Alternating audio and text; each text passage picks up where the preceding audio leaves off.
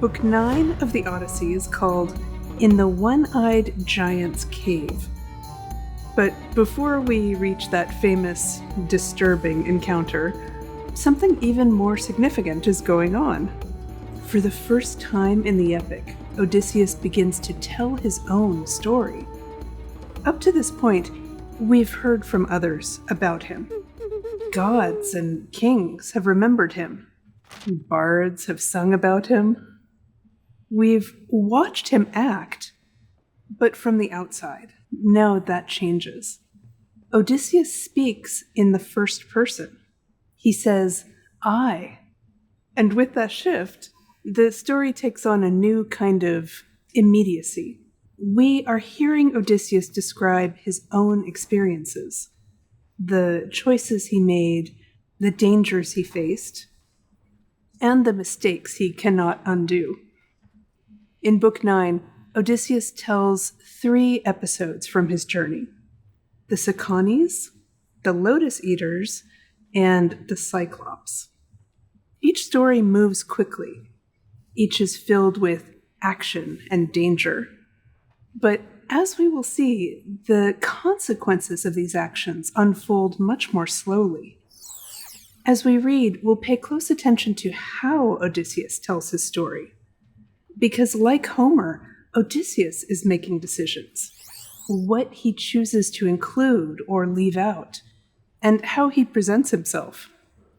We'll ask what we learn about Odysseus, not just from what he did, but from how the hero tells his own story. Before we begin analyzing Odysseus as a storyteller, let's trace what happens in Book 9 with an objective plot summary. Odysseus begins by sending compliments to his host, King Alcinous, and the bard Demodocus, who has been singing about Odysseus.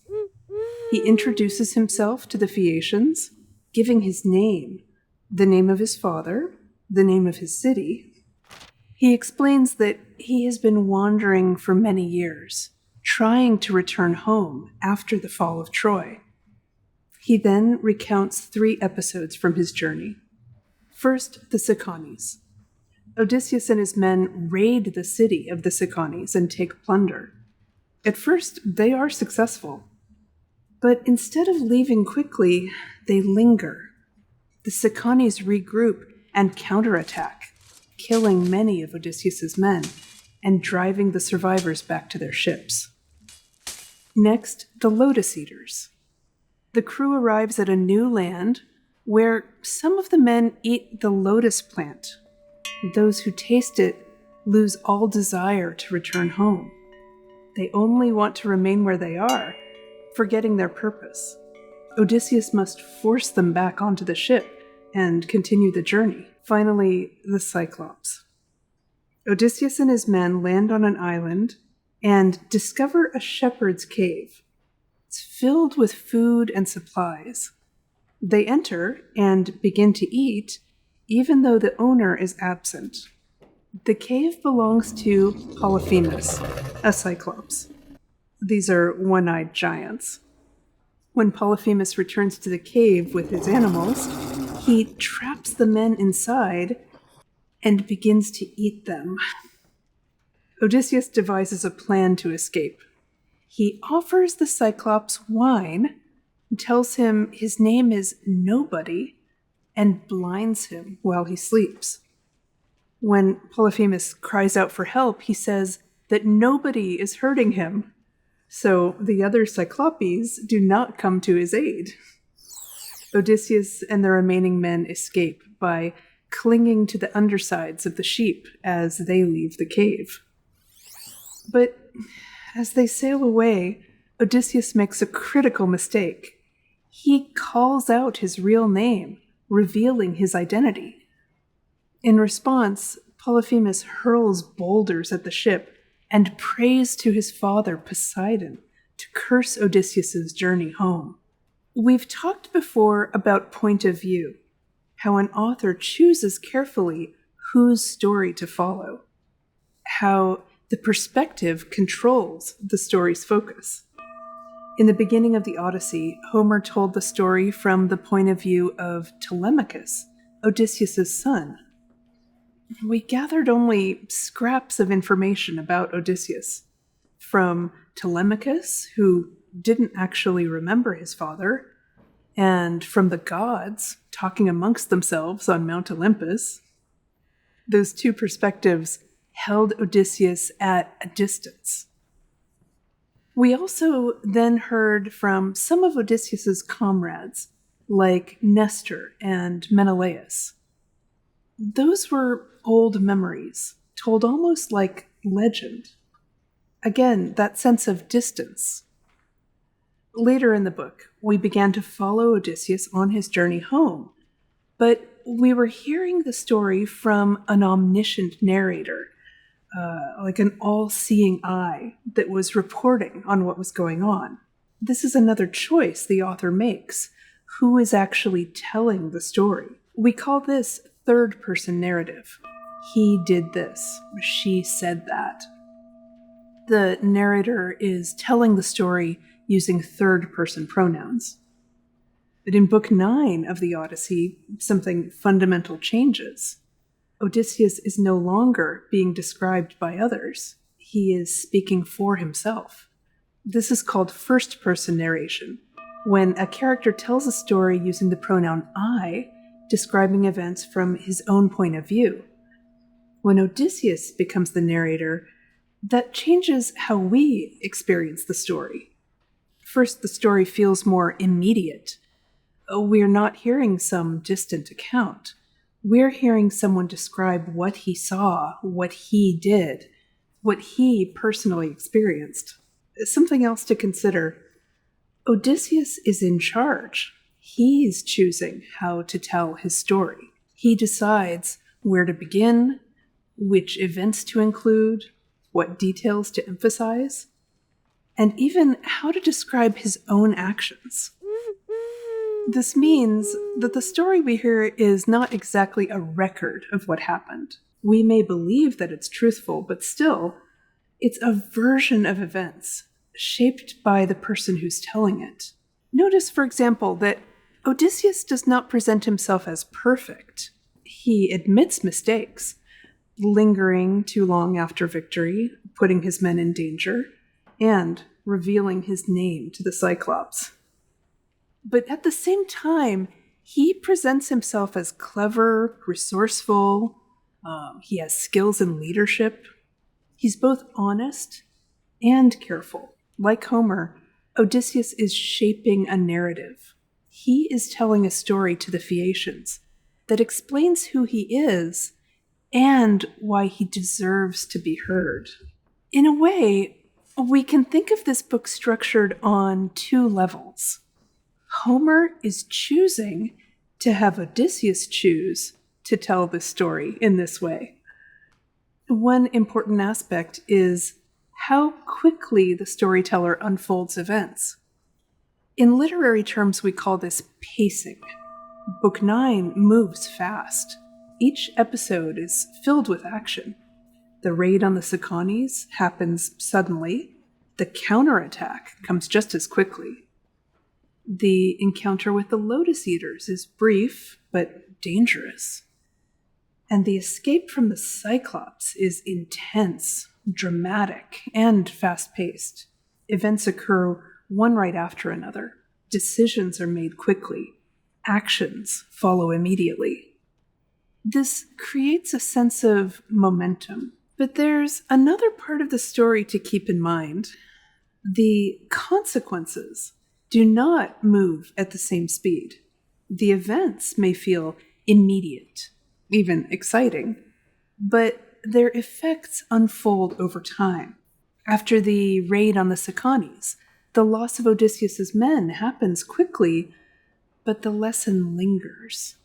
With the Lotus-Eaters, the danger is not physical destruction, but something slower, forgetting, losing purpose. Losing any sense of what to do next or why to keep going. And in the story of the Cyclops, the action reaches its peak. Odysseus escapes. The danger seems over.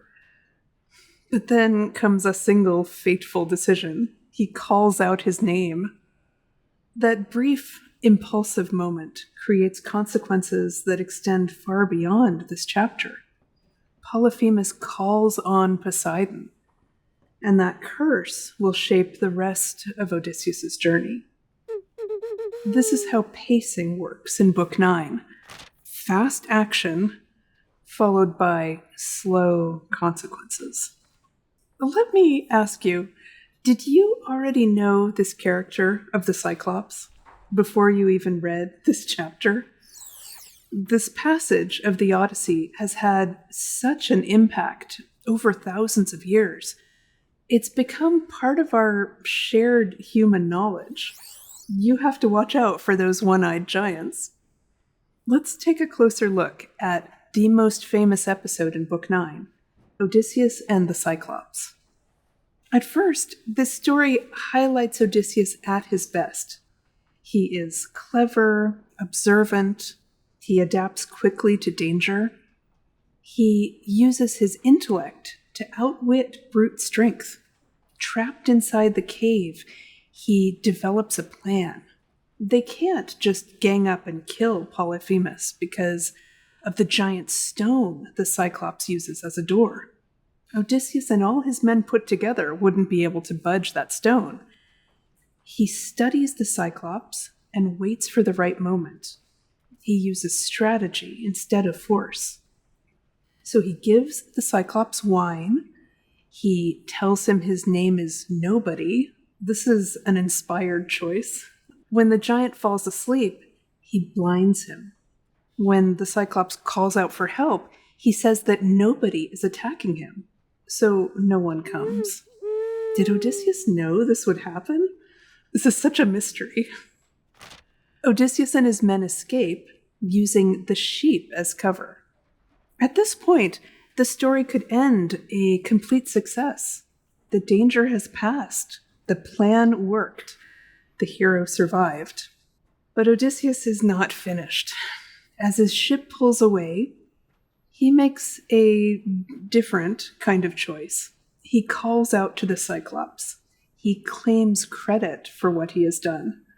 We might call this excessive pride, or the desire for recognition and glory. And notice how quickly it happens. After all that careful thinking and the patience and restraint, this decision is sudden, impulsive. And the consequences are immediate and long-lasting. The Cyclops now knows who Odysseus is. He knows his father's name. He knows where he lives. Polyphemus calls on Poseidon to curse this man. And that prayer will follow Odysseus far beyond this moment. This helps us realize something about how Odysseus acts. We might start to see a pattern here. A long, careful plan, followed by one brief mistake. Cleverness saves him. Pride endangers him.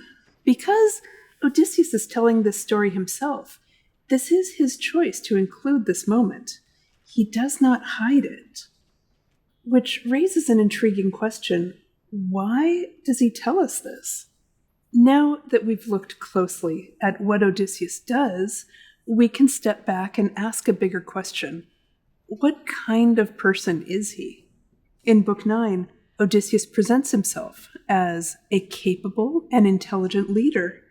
He protects his men. He thinks carefully under pressure. He finds solutions where others might fail. His plan to escape the Cyclops is a powerful example of this. Without his quick thinking and strategy, none of them would have survived. These are the qualities of a strong hero, but the story does not end there. Odysseus also shows weaknesses. He lingers too long after the raid on the Cicones, putting his men at risk. He must force his men away from the Lotus-Eaters. This suggests that control and leadership are not always easy for him to maintain. And most importantly, he reveals his name to the Cyclops. This decision is not necessary for survival. It is driven by something else, a desire to be known, to be recognized, to claim credit for his victory. This is what the Greeks called hubris, excessive pride.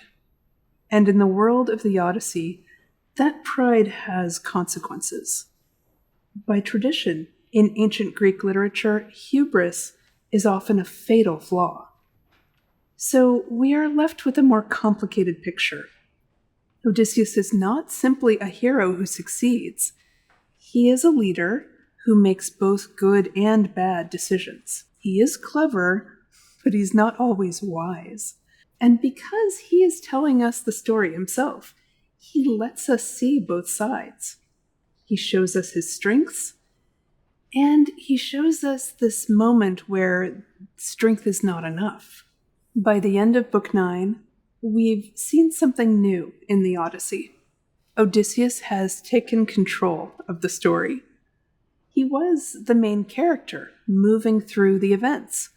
Now he's the narrator, choosing what to tell, how to tell it, and how to present himself. Through his voice, we experience danger, tension, and survival. We're there as it happens with the hero. But we also see something else. Even as Odysseus controls the story, he does not fully control the consequences of his actions. He can plan carefully, he can act decisively, he can even escape impossible situations. But a single moment of pride, that choice to reveal his name, creates consequences that extend far beyond his control. This is the tension at this point in our story. Control in storytelling, but not complete control in life.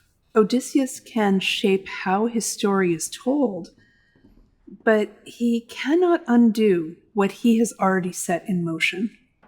And as we move forward, that tension will continue to grow, because his story is not finished, and the consequences of his choices are still unfolding. If you'd like to continue your work with this chapter, our reader's guide will help you take a closer look at how this story is told. That's because at Socratica, we want to make sure that you'll learn more. Find the link below.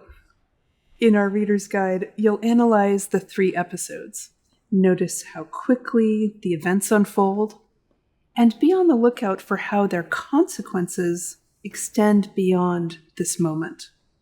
You'll examine Odysseus' decisions, identifying both his strengths and his mistakes, and considering how they shape the outcome of each story.